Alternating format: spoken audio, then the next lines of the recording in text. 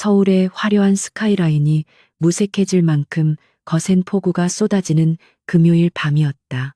도심의 뒷골목은 빗물과 섞인 오물의 냄새로 진동했고 가로등조차 닿지 않는 그 어둠 속에는 한 남자가 웅크리고 앉아 있었다.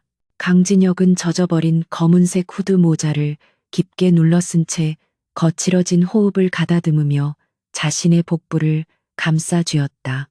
날카로운 칼날에 스친 상처가 욱신거렸지만 그 고통보다는 자신을 배신한 조직 내의 쥐새끼들을 향한 분노가 더 뜨겁게 타올랐다. 대한민국 암흑가를 지배하는 거대 조직 블랙 드래곤의 실질적인 지배자인 그가 지금은 비에 젖은 들개와 다름없는 처량한 신세로 전락해 있었다. 하지만 이것은 철저하게 계산된 위장이자 숨고르기였다. 그는 칠흑 같은 어둠 속에서 사냥감을 노리는 맹수처럼 눈빛만은 형형하게 빛내며 지나가는 사람들의 발소리에 귀를 기울이고 있었다. 골목 입구에 위치한 작은 꽃집, 블룸스의 낡은 셔터가 요란한 소리를 내며 내려오기 시작했다. 가게의 주인인 윤세아는 지친 기색이 역력한 얼굴로 한숨을 내쉬며 우산을 펴들었다. 그녀의 하루는 새벽꽃 시장에서부터 시작되어 늦은 밤까지 이어졌지만 손에 쥐어지는 수익은 날이 갈수록 줄어들고 있었다.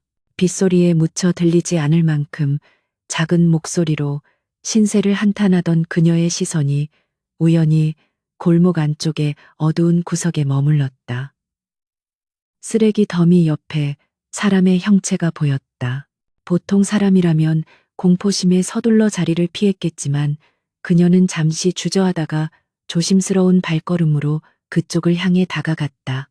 타인의 고통을 외면하기에는 그녀가 가진 천성적인 다정함이 너무나 컸고 웅크리고 있는 남자의 모습이 마치 비를 피할 곳을 찾지 못한 길고양이처럼 안쓰럽게 느껴졌기 때문이었다.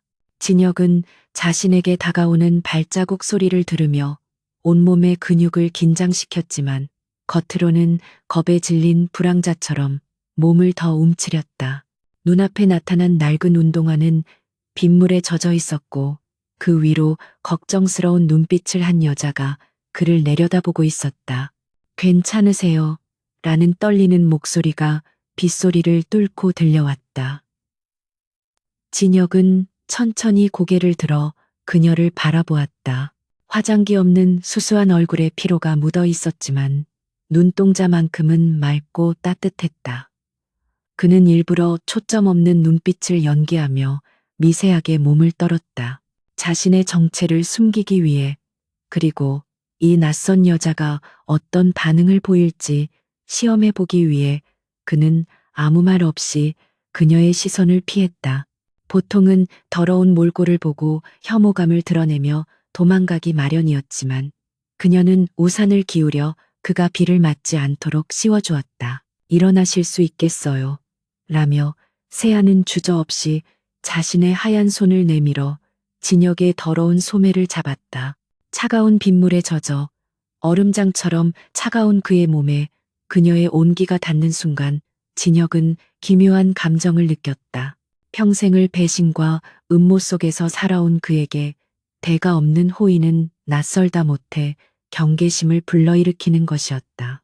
하지만 그녀의 손길에는 어떤 계산이나 의도도 느껴지지 않았다. 진혁은 비틀거리는 척하며 그녀의 부축을 받아 일어섰다. 그녀는 자신의 옷이 더러워지는 것은 안중에도 없는 듯 그를 부축하여 방금 문을 닫았던 꽃집의 쪽문으로 향했다. 좁고 어두운 골목을 벗어나 따뜻한 불빛이 새어나오는 가게 안으로 들어서자 향긋한 꽃내음이 비린 빗물 냄새를 덮으며 진혁의 코끝을 자극했다. 가게 안은 좁았지만 주인의 손길이 다 아늑하고 정돈된 분위기를 풍겼다.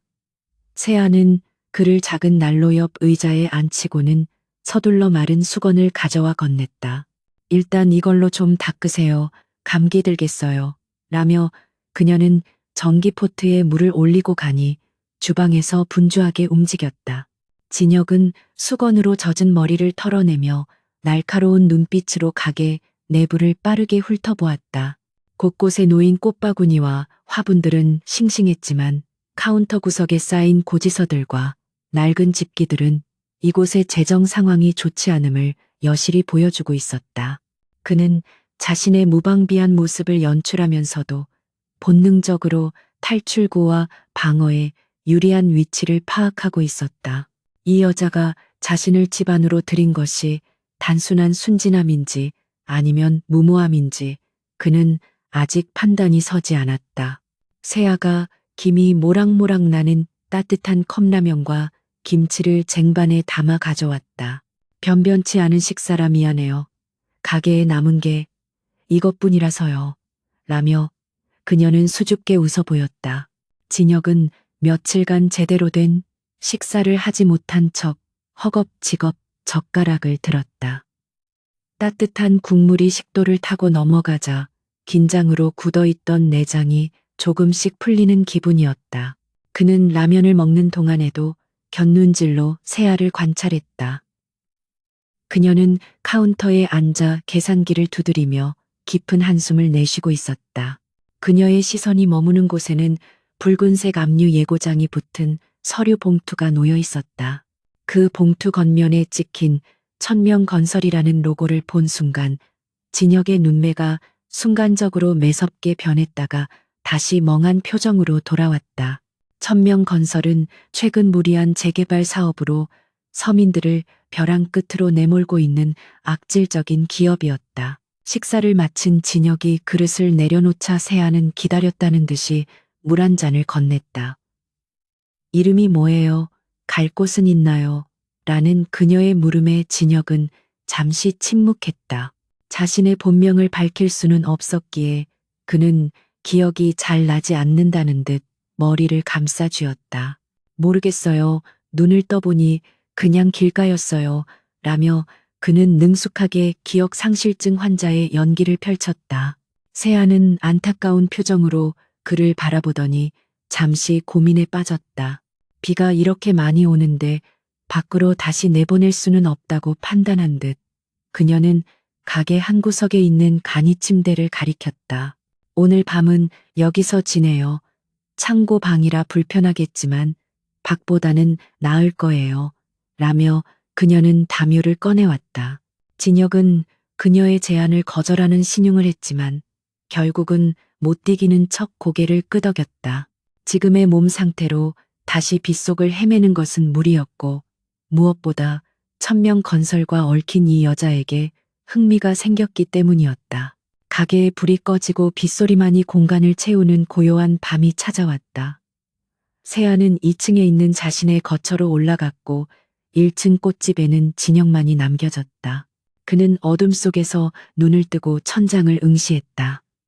배신자들의 추격을 피하고 몸을 회복하기에 이곳은 완벽한 은신처였다. 꽃, 향기가 가득한 이 공간은 피비린내, 나는 그의 일상과는 너무나도 이질적이었지만 이상하게도 마음 한구석이 차분해지는 것을 느꼈다. 그는 주머니 깊숙한 곳에 숨겨두었던 암호화된 소형 통신기를 꺼내 만지작거렸다. 아직은 때가 아니었다. 조직을 완벽하게 장악하고 썩은 부위를 도려내기 위해서는 자신이 죽은 것으로 위장되어 있는 시간이 조금 더 필요했다. 그는 통신기를 다시 집어넣고 몸을 웅크렸다. 상처의 통증이 밀려왔지만 그는 이를 악물고 참아냈다. 다음 날 아침 진혁은 시끄러운 소리에 눈을 떴다. 가게 밖에서 누군가가 문을 거칠게 두드리고 있었다. 그는 본능적으로 몸을 일으켜 셔터 틈새로 밖을 내다보았다.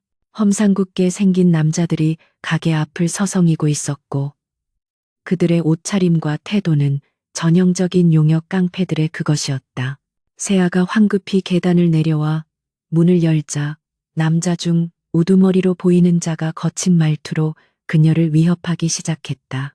아가씨, 우리가 언제까지 기다려줘야 해. 이번 주까지 안 비우면 정말 밀어버린다니까. 라는 고함 소리가 가게 안까지 울려 퍼졌다. 진혁은 어둠 속에 몸을 숨긴 채 그 광경을 지켜보았다. 그의 눈동자는 차갑게 가라앉아 있었고 주먹 쥔 손에는 힘이 들어갔다. 자신이 머무는 곳을 소란스럽게 만드는 것은 용납할 수 없는 일이었지만 지금 나서면 정체가 탄로날 위험이 있었다. 그는 상황을 지켜보며 최적의 개입 시점을 계산하기 시작했다. 세아는 겁에 질린 표정이었지만 물러서지 않고 깡패들에게 대항했다. 아직 계약 기간이 남았잖아요. 그리고 보상 문제도 해결되지 않았는데 이렇게 막무가내로 하시면 신고할 거예요. 라며 그녀는 떨리는 목소리로 외쳤다. 하지만 깡패들은 그녀의 말을 비웃으며 가게 앞에 화분들을 발로 차서 깨뜨리기 시작했다. 와장창 하는 소리와 함께 흙과 꽃잎이 바닥에 흩어졌다. 그들이 세아의 어깨를 밀치려는 순간 진혁은 더 이상 참을 수 없다고 판단했다. 그는 부스스한 머리와 멍한 표정을 장착하고 비틀거리며 문 쪽으로 걸어나갔다. 마치 잠에서 깬 바보 같은 청년이 상황 파악을 못하고 나온 것처럼 연기하며 그는 우두머리에 발에 걸려 넘어지는 척하면서 그의 정강이 급소를 교묘하게 가격했다. 억 하는 비명과 함께 우두머리가 중심을 잃고 쓰러졌다. 갑작스러운 상황에 깡패들과 세아 모두 당황하여 진혁을 쳐다보았다. 진혁은 바닥에 엎드린 채 겁먹은 목소리로 죄송합니다. 안경을 안 써서 라며 횡설수설했다.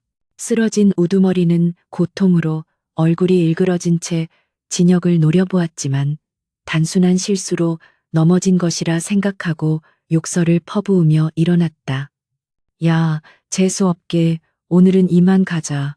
라며 그는 부하들을 이끌고 사라졌다.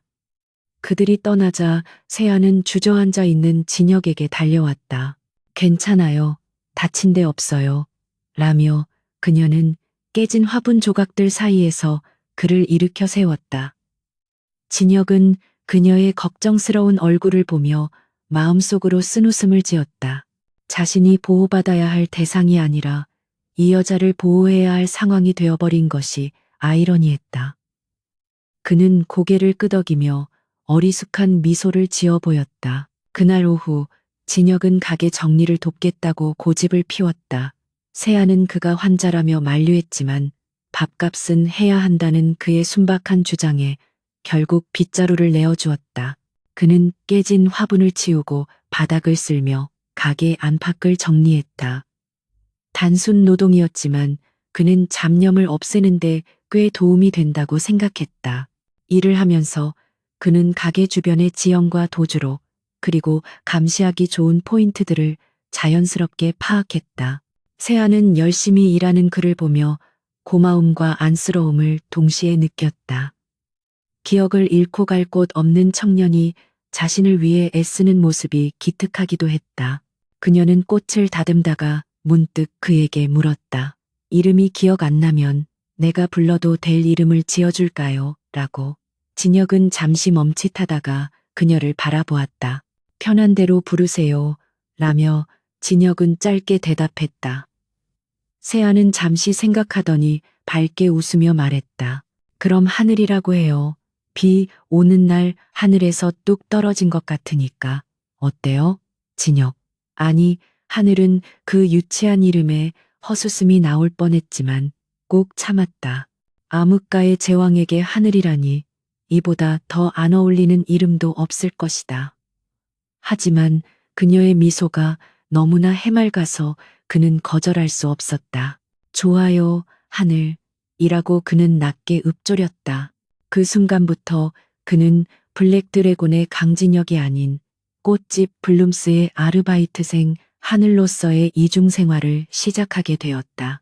밖에서는 천명건설의 압박이 거세지고 있었고 조직 내부의 적들은 여전히 그를 찾고 있었지만 적어도 이 작은 꽃집 안에서만큼은 평화로운 시간이 흐르고 있었다. 저녁이 되자 세아는 감사의 의미로 따뜻한 밥상을 차려주었다. 갓 지은 밥 냄새가 가게를 가득 채웠다. 진혁은 숟가락을 들며 그녀에게 물었다. 아까 그 사람들 자주 오나요? 세아는 밥을 먹던 동작을 멈추고 씁쓸한 표정을 지었다. 요즘 들어 더 심해졌어요. 이 동네를 다 밀고 큰 쇼핑몰을 짓는다는데 저희 같은 세입자들은 갈 곳이 없거든요. 그녀의 목소리에는 체념과 두려움이 섞여 있었다. 진혁은 묵묵히 밥을 먹으며 머릿속으로 천명건설과 관련된 정보를 조합했다. 그들이 단순히 합법적인 개발만을 진행하는 것이 아니라는 것은 공공연한 비밀이었다. 만약 그들이 선을 넘는다면 그것은 곧 자신의 영역을 침범하는 것과 다름없었다. 식사를 마친 후 진혁은 가게 밖으로 나와 밤하늘을 올려다보았다. 비는 그쳤지만 공기는 여전히 차가웠다. 그는 담배를 피우고 싶은 충동을 억누르며 주머니 속에 통신기를 만지작거렸다. 이제 곧 그림자들이 움직일 시간이었다. 세아가 설거지를 하는 소리가 들려왔다. 평범하고 소박한 삶, 자신이 한 번도 가져보지 못한 그 삶을 지키기 위해 그는 기꺼이 어둠 속의 칼날이 되기로 결심했다. 그는 가게 유리창에 비친 자신의 모습을 바라보았다. 덥수룩한 머리에 허름한 옷을 입은 청년이 그곳에 서 있었다. 하지만 그 눈빛만큼은 여전히 날카롭게 빛나고 있었다. 그는 조용히 속삭였다. 게임은 이제 시작이야. 그는 가게 안으로 다시 들어갔다. 세아가 과일을 깎으며 그를 반겼다. 하늘씨, 이것 좀 먹어요. 그녀의 목소리는 따뜻했다. 진혁은 그녀의 옆에 앉아 사과 조각을 집어들었다. 달콤한 과즙이 입안에 퍼졌다. 그는 이 평화가 얼마나 갈지 알 수 없었지만 적어도 자신이 이곳에 있는 동안에는 그 누구도 그녀를 그리고 이 작은 꽃집을 건드릴 수 없을 것이라고 다짐했다. 밤이 깊어가고 도시의 소음은 잦아들었지만 진혁의 감각은 더욱 예리하게 깨어나고 있었다. 그는 자신의 새로운 이름, 하늘을 되뇌며 다가올 폭풍을 기다렸다. 고아 청년을 가장한 언더월드의 지배자는 그렇게 세상의 가장 낮은 곳에서 조용히 발톱을 갈고 있었다. 블룸스 꽃집의 아침은 싱그러운 풀내음과 함께 시작되었다. 며칠간 내리던 비가 그치고 맑게 개어난 하늘에서는 따스한 햇살이 쏟아져 내려와 가게 앞 진열대의 꽃잎들을 보석처럼 반짝이게 만들었다. 강진혁, 아니, 이제는 하늘이라는 이름으로 불리는 그는 익숙하지 않은 앞치마를 두른 채 분무기로 화초들에 물을 주고 있었다. 그의 손은 본래 사람의 숨통을 끊거나 차가운 금속성의 총기를 다루는 데에 최적화되어 있었지만 지금은 연약한 줄기가 꺾이지 않도록 조심스럽게 잎사귀를 닦아내고 있었다. 이러한 평범한 일상은 그에게 마치 다른 차원의 세계에 온 것 같은 기묘한 안도감을 주었다. 유리창 너머로 바쁘게 출근하는 사람들을 바라보며 그는 자신이 이 평화로운 풍경 속에 녹아들어 있다는 사실에 묘한 이질감과 동시에 알 수 없는 따스함을 느꼈다. 윤세아는 카운터 뒤에서 꽃다발 포장 리본을 정리하며 흐뭇한 미소로 그를 지켜보고 있었다. 처음에는 기억을 잃은 낯선 남자를 들이는 것에 대해 주변에 우려 섞인 시선도 있었지만 그는 묵묵히 제 몫을 해내며 그녀의 짐을 덜어주고 있었다. 무거운 화분을 번쩍 들어옮기거나 높은 곳에 있는 전구를 갈아 끼우는 일은 물론이고 가끔은 손님들에게 수줍게 인사를 건네며 꽃을 추천해 주기도 했다. 세아는 그가 가진 거칠고 투박한 외모 속에 감춰진 섬세함을 발견할 때마다 가슴 한구석이 간질거리는 것을 느꼈다. 하늘씨, 거기 있는 장미가시 좀 다듬어 줄래요? 손 조심하고요.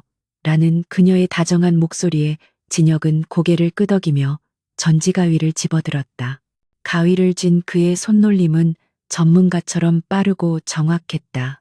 오전 시간은 비교적 한가하게 흘러갔지만 점심시간이 지나자 가게 앞 도로의 분위기가 심상치 않게 변하기 시작했다. 검은색 대형 세단과 짐칸이 개조된 트럭들이 요란한 엔진 소리를 내며 골목 입구를 막아섰고 그 소음은 평화롭던 꽃집의 공기를 순식간에 찢어 놓았다. 차에서 내린 이들은 며칠 전 찾아왔던 동네 건달들과는 차원이 다른 분위기를 풍기고 있었다. 덩치가 크고 근육질인 남자들은 통일된 검은색 정장 바지에 와이셔츠 소매를 걷어붙이고 있었고 그들의 눈빛에는 훈련된 폭력성이 서려 있었다. 그들의 선두에는 박동일이라는 명찰을 단 뱀처럼 교활한 인상의 남자가 서 있었다. 천명건설의 철거 용역 팀장인 그는 껌을 짝짝 씹으며 블룸스의 간판을 비릿한 눈으로 훑어보았다. 진혁은 장미가시를 다듬던 손을 멈추고 본능적으로 그들의 숫자와 무장 상태를 파악했다. 허리춤에 불룩하게 튀어나온 것으로 보아 삼단봉이나 너클 같은 둔기를 소지한 것이 분명했다. 단순한 협박이 아니라 실질적인 물리력을 행사하러 온 것이었다. 진혁의 눈매가 순간적으로 싸늘하게 굳어졌지만 세아가 그를 바라보자 순식간에 겁에 질린 어리숙한 청년의 표정으로 돌아갔다. 세아는 창백해진 얼굴로 카운터 밖으로 나왔다. 그녀는 두려움에 떨면서도 가게를 지키기 위해 문 앞을 막아서며 그들과 대치했다. 무슨 일로 오셨나요? 아직 법적 절차가 끝나지 않았다고 말씀드렸는데요. 라며 그녀는 최대한 당당하게 말하려 노력했지만 목소리의 떨림까지 감출 수는 없었다. 박동일은 비웃음을 흘리며 세아의 코앞까지 다가왔다. 법적 절차라 아가씨가 뭘 잘 모르나 본데 우리는 법보다 더 빠른 길을 알고 있거든. 그는 손에 들고 있던 서류 뭉치로 세아의 어깨를 툭툭 치며 위협적인 태도를 보였다. 여기 도장만 찍으면 섭섭지 않게 챙겨준다니까. 왜 이렇게 고집을 피워? 좋은 말로 할 때 듣지 그래? 그의 뒤에 서 있던 덩치들이 낄낄거리며 가게 안으로 들어오려 했다. 좁은 가게 안은 순식간에 긴장감으로 가득 찼고 향긋했던 꽃내음은 그들이 내뿜는 담배 냄새와 땀 냄새에 묻혀버렸다. 진혁은 구석에서 빗자루를 꼭 쥐고 바들바들 떠는 신용을 하면서도 박동일의 급소와 덩치들의 동선을 머릿속으로 시뮬레이션하고 있었다. 지금 당장 저들의 목을 꺾어버리는 것은 식은 죽 먹기보다 쉬웠지만 그렇게 한다면 하늘이라는 가면은 산산조각 날 터였다. 그때 한 덩치가 진열대에 놓인 화려한 난초 화분을 손으로 툭 건드려 바닥에 떨어뜨렸다. 쨍그랑하는 소리와 함께 화분이 산산조각 났고 세아는 비명을 지르며 그쪽으로 달려가려 했다.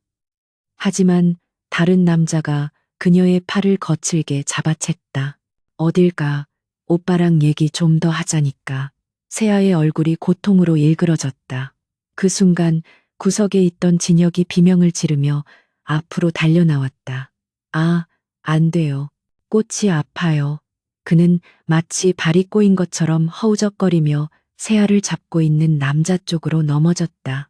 겉보기에는 완벽한 실수였지만 넘어지는 순간 진혁의 팔꿈치는 남자의 명치 끝을 정확하고 묵직하게 가격했다. 윽 하는 단말마와 함께 남자는 숨이 막혀 컥컥거리며 바닥으로 고꾸라졌다. 갑작스러운 상황에 박동일과 다른 부하들은 잠시 멍하니 서 있었다. 진혁은 바닥에 엎드린 채 죄송합니다. 제가 발이 걸려서 라며 횡설수설했다. 쓰러진 남자는 고통에 얼굴이 시뻘개져서 일어나지 못하고 있었지만 남들은 그저 그가 넘어진 충격으로 엄살을 부린다고 생각할 뿐이었다. 박동일은 인상을 찌푸리며 진혁에게 다가와 발길질을 하려 했다. 이 멍청한 새끼가 눈은 폼으로 달고 다니나. 그의 구두가 진혁의 옆구리를 향해 날아오는 찰나 진혁은 겁을 먹고 뒷걸음질 치는 척하며 교묘하게 몸을 비틀었다. 허공을 가른 박동일의 바른 기세를 이기지 못하고 철제 진열대 기둥을 강하게 걷어차고 말았다. 깡 하는 둔탁한 금소금과 함께 박동일은 악소리를 내며 제자리에 주저앉았다. 가게 안은 순식간에 아수라장이 되었다. 팀장이 다치자 부하들은 당황하여 어쩔 줄 몰라 했다. 진혁은 여전히 겁에 질린 표정으로 머리를 감싸쥐고 구석으로 물러나 있었지만 그의 눈은 날카롭게 상황을 통제하고 있었다. 만약 그들이 더 이상의 폭력을 행사하려 한다면 다음은 우연한 사고로 위장한 골절상을 입힐 준비가 되어 있었다. 박동일은 퉁퉁 부어오른 발을 부여잡고 식은땀을 흘리며 진혁을 노려보았다. 너 이 새끼 일부러 그랬지? 하지만 진혁은 그저 눈만 깜빡이며 순진무구한 표정을 지을 뿐이었다. 세아는 그 틈을 타 진혁의 앞을 막아서며 소리쳤다. 나가주세요. 경찰 부르기 전에 당장 나가요. 그녀의 손에는 언제 집어들었는지 모를 원예용 가위가 들려 있었다. 박동일은 고통과 수치심에 얼굴이 불그락푸르락해졌다. 멀쩡한 꽃집, 알바생 하나와 여자 하나를 상대로 이렇게 망신을 당했다는 사실을 받아들이기 힘들었지만 부상당한 몸으로 더 이상 행패를 부리기에는 모양새가 빠지는 상황이었다. 그는 부하들의 부축을 받아 절뚝거리며 일어섰다. 두고 보자. 오늘 일은 절대 그냥 안 넘어간다. 니들 목숨이 몇 개라도 되는 줄 알아? 그는 악에 바친 저주를 퍼부으며 가게를 나갔다. 검은 차들이 요란하게 사라지고 나서야 가게 안에는 다시 정막이 찾아왔다. 바닥에는 깨진 화분 조각과 흙이 널려 있었고 세아는 긴장이 풀린 듯 다리에 힘이 풀려 주저앉았다. 진혁은 조용히 그녀에게 다가가 어깨를 감싸주었다. 괜찮아요, 사장님. 진혁의 물음에 세아는 고개를 들어 그를 바라보았다. 그녀의 눈에는 눈물이 고여 있었다. 바보같이 왜 그랬어요? 다치면 어쩌려고. 아까 그 사람들이 얼마나 무서운 사람들인데. 그녀는 진혁의 가슴을 툭 치며 울먹였다. 자신을 보호하려다 위험에 처했던 그가 걱정되어 화를 내는 것이었다. 진혁은 멍하니 그녀를 바라보았다. 평생을 누군가를 해치고 위협하는 삶을 살아온 그에게 자신의 안위보다 그를 먼저 걱정해주는 사람의 존재는 충격적일 만큼 낯설었다. 그는 가슴 한구석에서 뜨거운 무언가가 울컥 치솟는 것을 느꼈다. 그것은 단순한 고마움이 아니라 이 여자를 무슨 일이 있어도 지켜야겠다는 맹세에 가까운 감정이었다. 진혁은 말없이 빗자루를 가져와 바닥을 쓸기 시작했다. 세아도 눈물을 훔치고 일어나 그를 도왔다. 두 사람은 아무 말 없이 묵묵히 난장판이 된 가게를 정리했다. 깨진 화분을 치우고 흙을 쓸어 담는 동안 진혁의 머릿속은 복잡하게 돌아가고 있었다. 박동일은 천명건설이라는 거대 자본의 꼬리에 불과했다. 그 뒤에는 더 큰 몸통이 있을 것이고 오늘 같은 일은 시작에 불과할 것이었다. 단순히 피하는 것만으로는 이 평화를 지킬 수 없었다. 놈들은 공포를 먹고 사는 족속들이라 더 큰 공포를 보여주지 않으면 멈추지 않을 것이다. 그는 쓰레받기에 담긴 흙을 버리며 눈빛을 차갑게 빛냈다. 그들이 건드린 것이 누구인지 뼈저리게 후회하게 만들어줄 필요가 있었다. 저녁이 되자 세아는 일찍 문을 닫았다. 놀란 마음을 진정시키기 위해 따뜻한 차를 마시며 두 사람은 마주 앉았다. 하늘씨, 아까 정말 고마웠어요. 그리고 미안해요. 나 때문에 괜한 일에 휘말리게 해서. 세아는 찻잔을 만지작거리며 낮은 목소리로 말했다. 진혁은 고개를 저었다. 아니에요. 사장님이 저를 구해줬잖아요. 저는 갈 곳도 없는데 재워주고 먹여주셨으니까요. 그의 말은 연기가 아닌 진심이었다. 비 오는 날 밤 그를 구해준 그녀의 손길이 아니었다면 그는 지금쯤 차가운 시궁창에서 죽어가고 있었을지도 모른다. 그녀는 그에게 단순히 생명의 은인이 아니라 잃어버렸던 인간성을 상기시켜주는 존재였다. 밤이 깊어 세아가 2층으로 올라간 후 진혁은 가게 뒷문을 열고 밖으로 나갔다. 차가운 밤 공기가 그의 뜨거운 머리를 식혀주었다. 그는 어둠 속에 숨겨두었던 위성 전화기를 꺼냈다. 전원이 켜지자 짧은 진동과 함께 부재중 연락들이 쏟아졌다. 조직은 그가 사라진 후 혼란에 빠져 있었지만 충성스러운 부하들은 여전히 그의 지령을 기다리고 있었다. 그는 익숙한 번호를 눌러 짧은 메시지를 입력했다. 천명건설, 그리고 박동일, 신상 털어서 대기해, 움직일 준비해라. 전송 버튼을 누르는 그의 손가락에는 망설임이 없었다. 이제는 방어만 할 때가 아니었다. 그림자 속의 제왕이 다시 움직이기 시작했음을 알리는 신호탄이었다. 다시 가게 안으로 들어온 진혁은 간이 침대에 누웠지만 잠이 오지 않았다. 천장 위로 지나가는 자동차 불빛을 바라보며 그는 오늘 있었던 일을 되새겼다. 박동일의 공포에 질린 눈빛과 세아의 걱정스러운 표정이 교차했다. 그는 자신의 손바닥을 펼쳐보았다.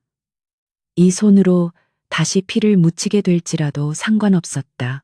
그녀의 그 맑은 미소를 지킬 수만 있다면 그는 기꺼이 지옥의 불구덩이 속으로라도 뛰어들 준비가 되어 있었다. 천명건설이든 그 배후에 있는 누구든 감히 그녀의 안식처를 짓밟으려 한다면 그 대가는 상상을 초월할 것이다. 그는 어둠 속에서 조용히 미소를 지었다. 그것은 사냥감을 앞둔 맹수의 잔혹하고도 매혹적인 미소였다. 다음 날 새벽 진혁은 여느 때와 다름없이 일찍 일어나 곧 시장에 갈 준비를 하는 세아를 맞이했다. 그녀의 눈은 어제 울어서 조금 부어 있었지만 표정은 한결 단단해져 있었다. 하늘씨, 오늘도 잘 부탁해요. 라며 씩씩하게 웃는 그녀를 보며 진혁은 마음속으로 다짐했다.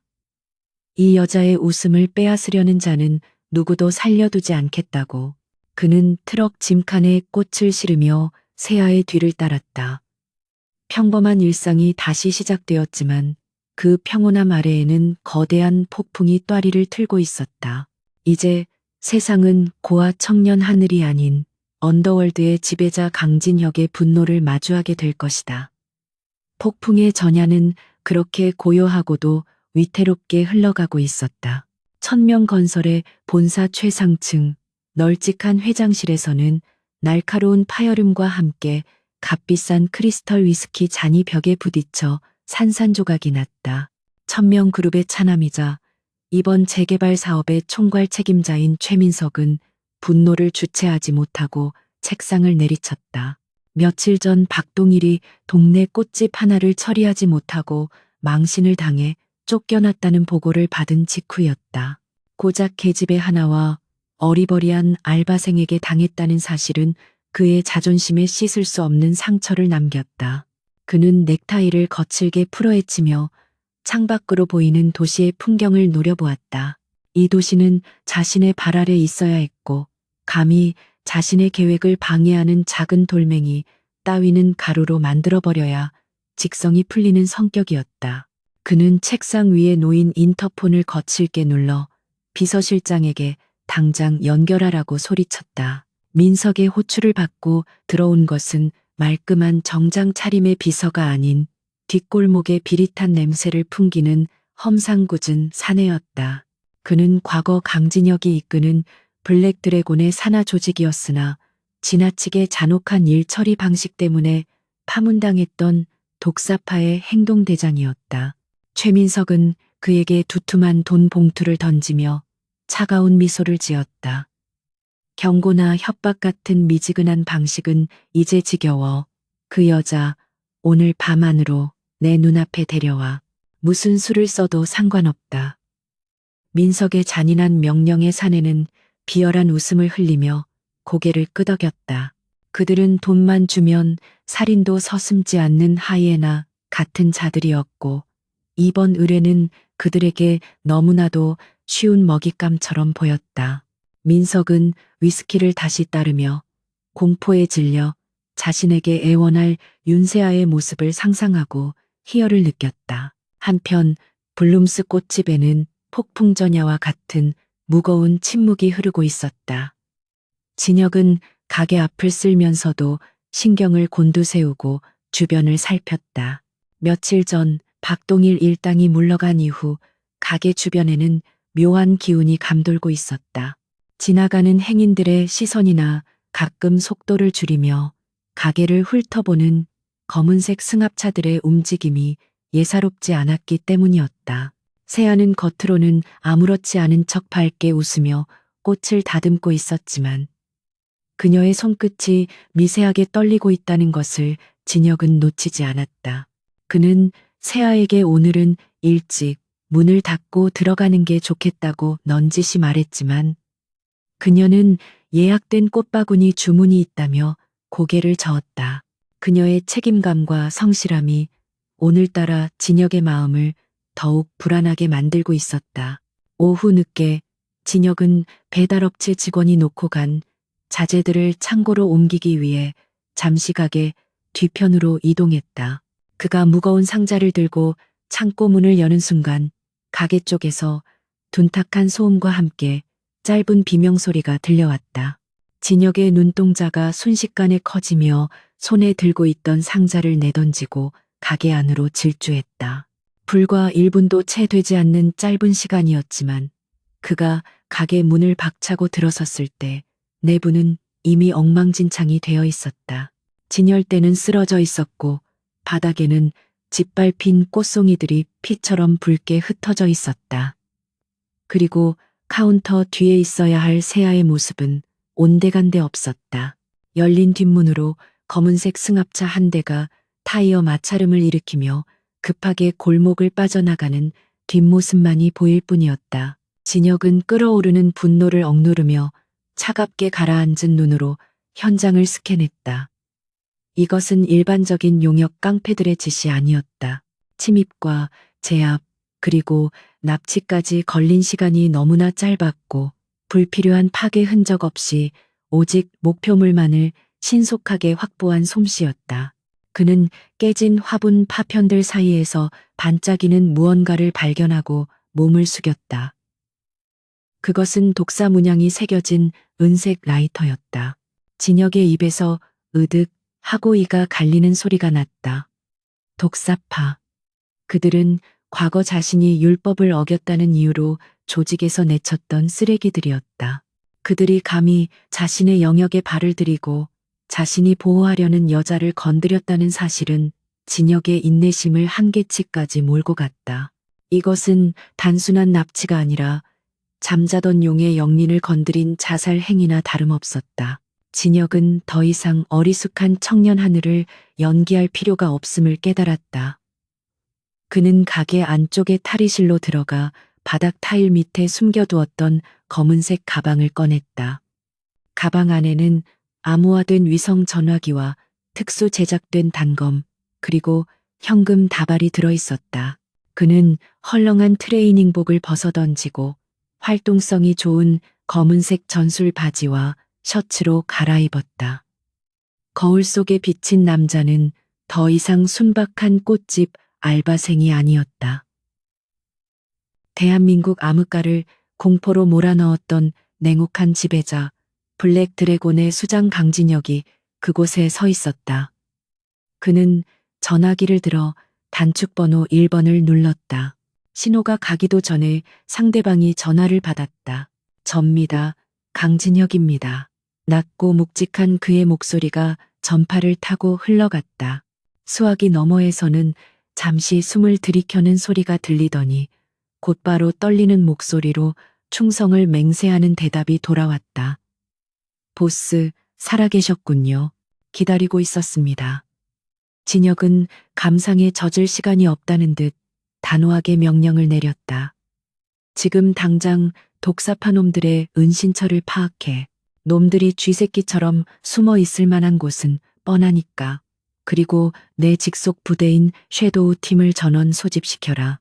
시간은 30분 주겠다.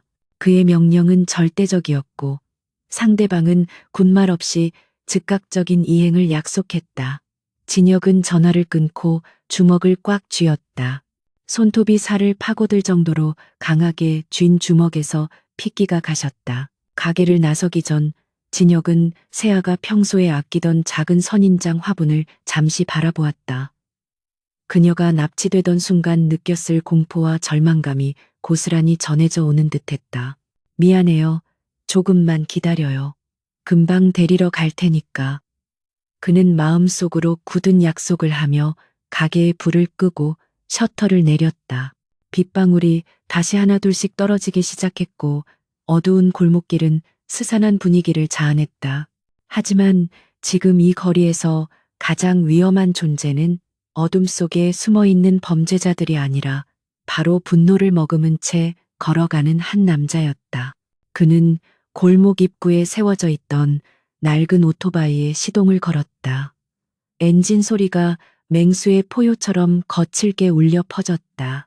도심을 가로지르는 진혁의 오토바이는 그야말로 질주하는 흑표범과 같았다. 헬멧도 쓰지 않은 채 비를 맞으며 달리는 그의 얼굴에는 섬뜩한 살기가 감돌았다. 이어폰을 통해 부하들로부터 실시간 정보가 쏟아져 들어왔다. 독사파 놈들이 외곽에 있는 폐공장 단지로 향했다는 첩보였다. 그곳은 인적이 드물고 소음이 밖으로 새 나가지 않아 놈들이 즐겨 쓰는 아지트 중 하나였다. 진혁은 스로틀을 더욱 당기며 속도를 높였다. 빗물이 얼굴을 때렸지만 그는 눈 하나 깜짝하지 않았다. 머릿속에는 오직 놈들의 목을 어떻게 꺾어 놓을지에 대한 잔혹한 시뮬레이션만이 돌아가고 있었다. 그가 지난 몇 년간 쌓아온 자비와 인내심은 오늘 밤 빗물과 함께 씻겨 내려가고 있었다. 한편 폐공장의 차가운 시멘트 바닥에 내동댕이 쳐진 새아는 공포에 질려 떨고 있었다. 손발이 밧줄로 묶인 채 입에는 테이프가 붙여져 있어 비명조차 지를 수 없었다. 그녀의 앞에는 독사파의 두목인 맹독과 최민석이 의자에 앉아 그녀를 내려다보고 있었다. 민석은 혐오스러운 눈빛으로 세아의 얼굴을 톡톡 건드렸다. 그러니까 곱게 말을 들었으면 좋았잖아. 주제도 모르고 버티니까 이런 험한 꼴을 당하는 거야. 민석의 비아냥거림에 세아는 눈물을 흘리며 고개를 저었다. 맹독은 옆에서 낄낄거리며 칼을 만지작거렸다. 도련님, 이 계집의 얼굴이 반반한데 그냥 보내기 아깝지 않습니까? 그의 음탕한 시선이 세아의 몸을 훑었고 세아는 모멸감과 공포의 몸을 웅크렸다. 민석은 시계를 보며 짜증스러운 표정을 지었다. 시간 낭비하지 말고 빨리 서류에 지장이나 찍게 해. 그리고 뒤처리는 알아서 깔끔하게 하고. 그는 자리에서 일어나며 맹독에게 명령했다. 그때 공장 밖에서 들려오던 빗소리 사이로 웅장한 엔진 배기음이 들려오기 시작했다. 처음에는 하나였던 소리가 점점 커지더니 수십 대의 차량과 오토바이가 몰려오는 소리로 변했다. 맹독과 부하들은 당황하여 창밖을 내다보았다.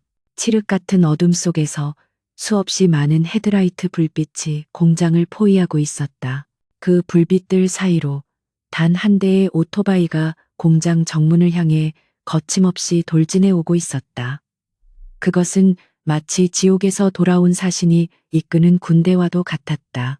공장의 낡은 철문이 굉음과 함께 뜯겨나가며 진혁의 오토바이가 내부로 미끄러져 들어왔다.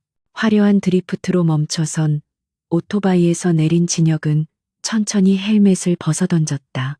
젖은 머리카락 사이로 드러난 그의 눈빛은 붉게 충혈되어 있었고 온몸에서는 감히 범접할 수 없는 패기가 뿜어져 나왔다. 공장 안에 있던 수십 명의 조직원들이 그를 애워쌌지만 진혁은 그들을 벌레 보듯 무시한 채 오직 세아만을 바라보았다. 그녀의 뺨에 난 상처와 공포에 질린 눈을 확인한 순간 진혁의 이성이 끊어지는 소리가 들렸다. 그는 낮지만 공장 전체를 울리는 목소리로 말했다. 내 여자를 건드린 대가가 어떤 것인지 지금부터 똑똑히 가르쳐주마. 최민석은 처음 보는 남자의 등장에 당황하며 소리쳤다. 뭐야, 저 미친놈은 당장 죽여버려. 그의 명령이 떨어지자 맹독의 부하들이 쇠파이프와 칼을 들고 진혁을 향해 달려들었다.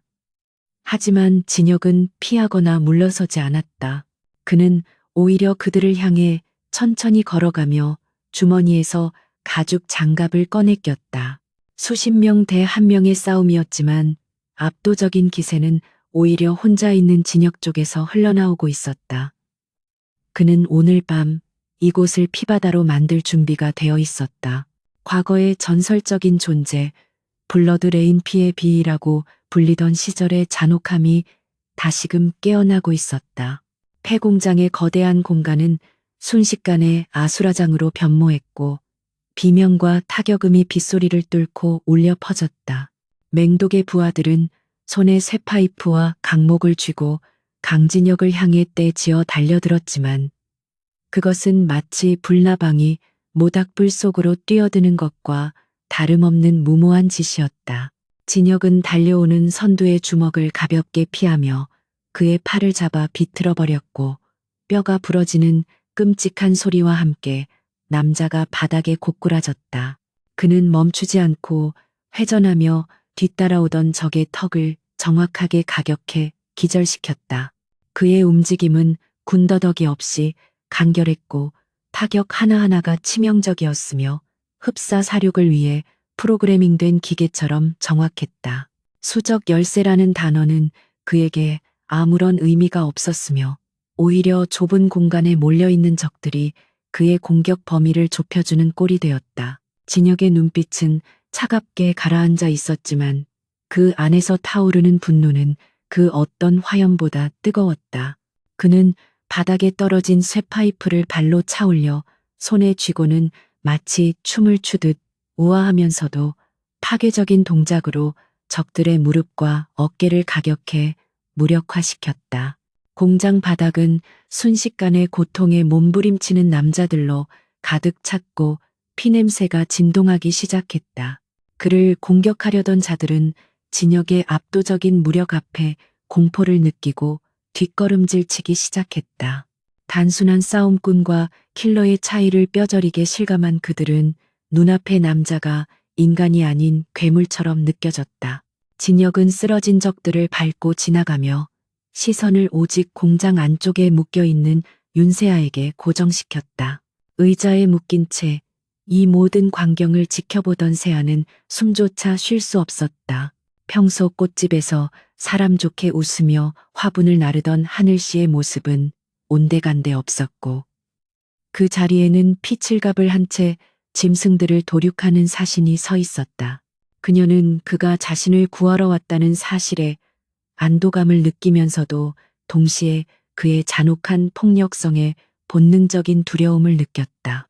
하지만 진혁이 자신을 바라보는 그 짧은 순간 그의 눈빛이 흔들리는 것을 보았다. 그것은 살인귀의 눈이 아니라 소중한 것을 잃을까봐 두려워하는 한 남자의 절박한 눈빛이었다. 세아는 비로소 그가 쏟아내는 분노가 오롯이 자신을 위한 것임을 깨닫고 눈물을 흘렸다. 상황이 불리하게 돌아가자 독사파의 두목인 맹독은 당황한 기색을 감추지 못하고 직접 나서기로 결심했다. 그는 품에서 날카로운 잭나이프를 꺼내 들고 진혁의 빈틈을 노리며 교활하게 접근했다. 이봐, 친구 실력이 제법인데 어디서 좀 놀았나 보군 하지만 내 칼침 앞에서도 그렇게 여유로울 수 있을까? 맹독은 비릿한 웃음을 흘리며 진혁의 복부를 향해 칼을 찔러 넣었다. 하지만 진혁은 이미 그의 움직임을 간파하고 있었다. 그는 상체를 살짝 틀어 칼날을 피함과 동시에 맹독의 손목을 낚아채 꺾어버렸다. 맹독의 입에서 처절한 비명이 터져 나왔지만 진혁은 표정 하나 바꾸지 않고 그의 명치에 묵직한 주먹을 꽂아 넣었다. 바닥에 처박힌 맹독은 입에서 피 거품을 물며 경련을 일으켰고 그 모습을 본 최민석은 공포에 질려 다리가 풀려버렸다. 그는 재벌가의 자제로 태어나 돈과 권력으로 사람들을 부리는 데만 익숙했지. 눈앞에서 벌어지는 날 것, 그대로의 폭력을 마주한 적은 없었다. 민석은 뒷걸음질 치다가 낡은 드럼통에 걸려 넘어졌고 바지를 적시며 패닉 상태에 빠졌다. 저저리가 오지마, 내가 누군지 알아. 천명그룹의 최민석이야. 돈은 얼마든지 줄 테니까 제발 살려줘. 그는 비굴하게 목숨을 구걸했지만 진혁에게 그의 말은 윙윙거리는 파리 소리보다 못했다. 진혁은 쓰러진 맹독을 넘어 민석이 있는 곳으로 천천히 걸어갔다. 진혁은 민석의 멱살을 잡고 그를 들어 올려 벽에 거칠게 밀어붙였다. 민석의 얼굴은 공포로 하얗게 질렸고 덜덜 떨리는 입술로는 아무 말도 하지 못한 채 눈만 굴리고 있었다. 진혁은 민석의 눈을 똑바로 응시하며 낮고 서늘한 목소리로 경고했다. 내 놈의 그 잘난 배경이 목숨을 두 개로 만들어주지는 않아. 이번엔 경고로 끝내지만 한 번만 더 내 사람을 건드리면 그땐 내 놈뿐만 아니라 천명그룹이라는 이름 자체를 지도에서 지워버리겠다. 그의 말에는 과장이나 허세가 섞이지 않은 순수한 사리와 확신이 담겨 있었다. 진혁은 겁에 질려 기절하기 일보 직전인 민석을 쓰레기처럼 바닥에 내동댕이 쳤다. 주변의 적들을 모두 정리한 진혁은 서둘러 세아에게 다가갔다. 그는 피 묻은 손을 옷에 닦아내고 조심스럽게 그녀의 뺨을 감쌌다.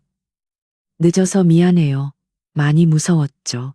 방금 전까지 악귀 같던 목소리는 온데간데 없고 더없이 부드럽고 다정한 음성이었다. 세아는 긴장이 풀리며 참았던 울음을 터뜨렸고 진혁은 품에서 단검을 꺼내 그녀를 옥죄고 있던 밧줄과 테이프를 끊어냈다. 자유로워진 세아는 진혁의 품에 안겨 흐느꼈고 진혁은 그녀의 떨리는 등을 토닥이며 안심시켰다. 그의 가슴에서는 격렬한 심장 박동과 함께 땀 냄새와 피 냄새가 섞여 났지만 세아에게는 그것이 세상에서 가장 안전한 냄새로 느껴졌다. 그때 공장 밖에서 수십 대의 차량이 멈춰서는 소리와 함께 정장을 입은 건장한 남자들이 질서정연하게 뛰어들어왔다. 그들은 진혁이 비밀리에 소집한 섀도우 팀이었다.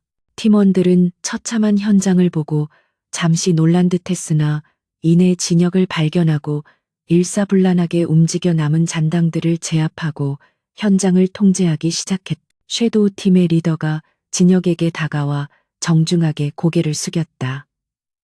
보스 늦어서 죄송합니다. 뒷수습은 저희가 처리하겠습니다. 진혁은 고개를 끄덕이며 세아를 자신의 재킷으로 감싸 안았다. 그는 세아의 눈과 귀를 막아주며 잔혹한 현장을 더 이상 보지 못하게 배려했다. 진혁은 탈진한 세아를 가볍게 안아들고 공장 밖으로 걸어나갔다. 빗줄기는 잦아들었지만 하늘은 여전히 검게 물들어 있었고 공장 마당에는 섀도우 팀의 차량들이 헤드라이트를 켜고 대기하고 있었다.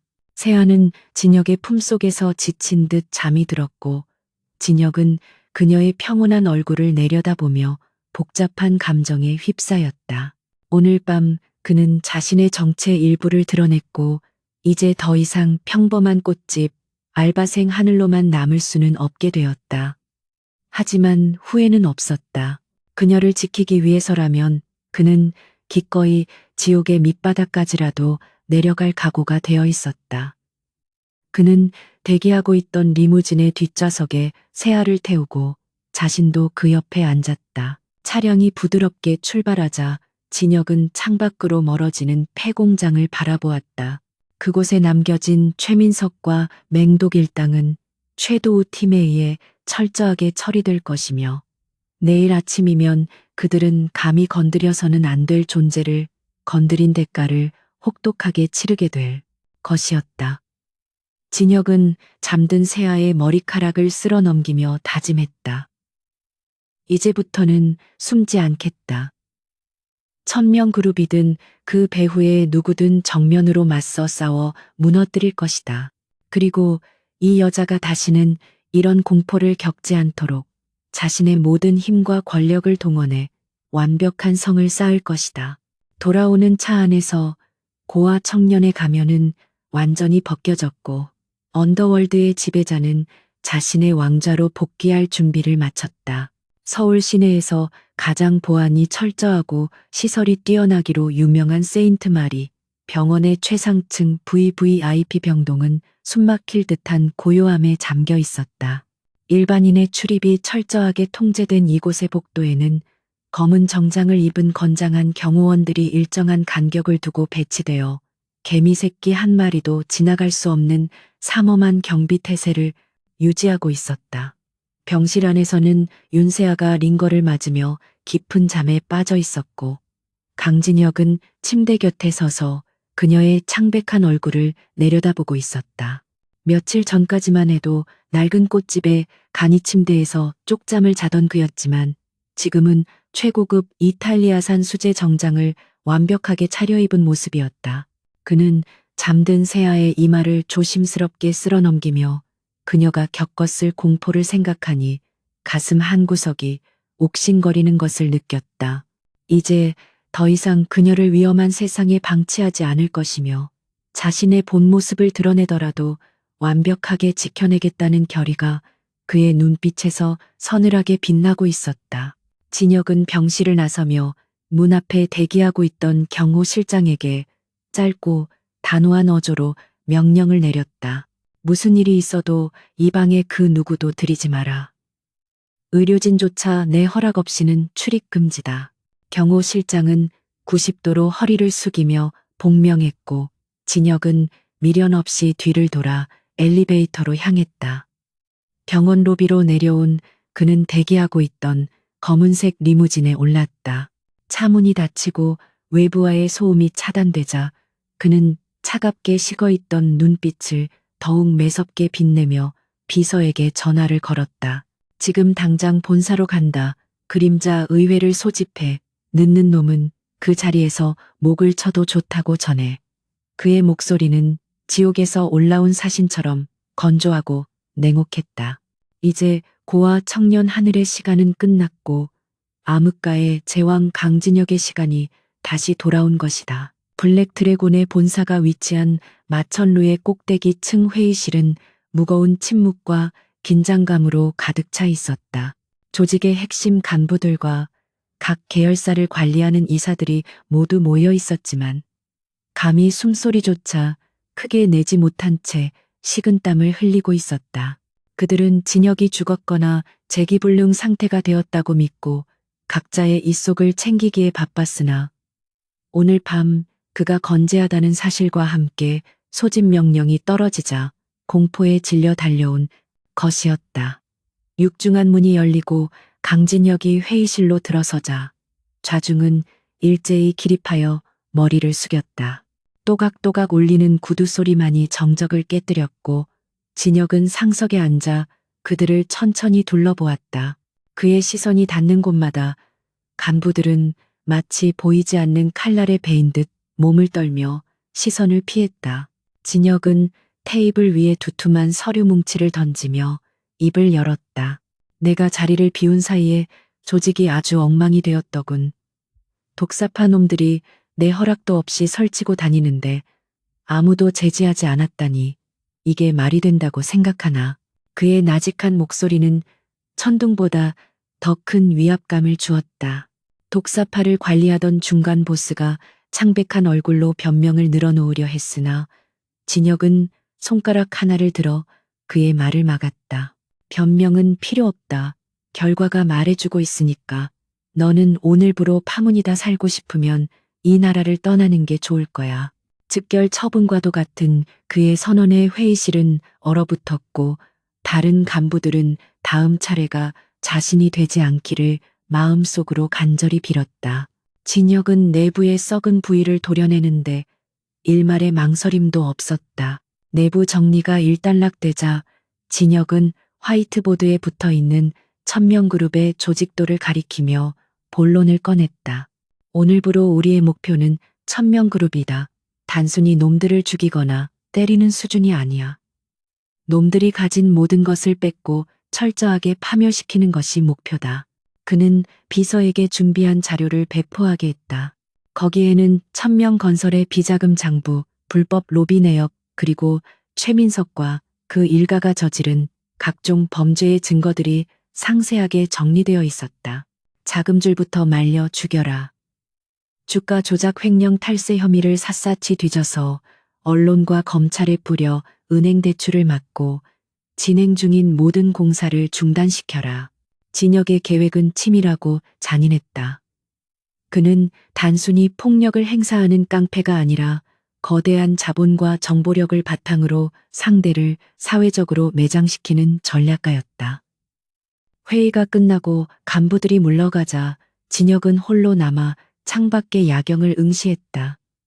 화려하게 빛나는 도시의 불빛들 아래에는 여전히 추악한 욕망들이 꿈틀거리고 있었다. 천명그룹은 그 중에서도 가장 거대하고 오만한 포식자였으나 이제 그들은 잘못된 먹잇감을 건드린 대가를 치러야 했다. 진혁은 책상 위에 놓인 세아의 사진을 집어들었다. 꽃집에서 해맑게 웃고 있는 그녀의 모습은 이 냉혹한 세계와는 전혀 어울리지 않는 순수함 그 자체였다. 그는 사진을 어루만지며 다짐했다. 내 손에 피를 묻히는 한이 있더라도 너만은 깨끗한 세상에서 살게 해주겠다고. 그는 비서에게 전화를 걸어 내일 아침 천명그룹에 대한 공격을 개시하라는 최종 승인을 내렸다. 전쟁의 서막이 올랐고 이번 전쟁의 끝에는 오직 한 명의 승자만이 남을 것이었다. 다음 날 아침 세아는 눈부신 햇살과 함께 잠에서 깨어났다. 눈을 뜬 그녀를 맞이한 것은 익숙한 곰팡이 핀 천장이 아니라 고급스러운 샹들리에와 은은한 아이보리색 벽지였다. 공기 중에는 소독약 냄새 대신 고급 디퓨저의 라벤더 향기가 감돌고 있었고 몸을 감싸고 있는 침구는 깃털처럼 가볍고 부드러웠다. 세아는 비몽사몽간에 자신이 천국에 온 것인가 착각할 정도였다. 그녀가 몸을 일으키려 하자 하얀 유니폼을 입은 간호사가 조용히 다가와 그녀를 부축했다. 일어나셨어요. 컨디션은 좀 어떠세요? 회장님께서 특별히 신경 써달라고 당부하셨습니다. 회장님이라는 낯선 단어에 세아는 어리둥절한 표정을 지었다. 그녀의 기억 속 마지막 장면은 폐공장에서 하늘 씨가 자신을 구해준 것이었다.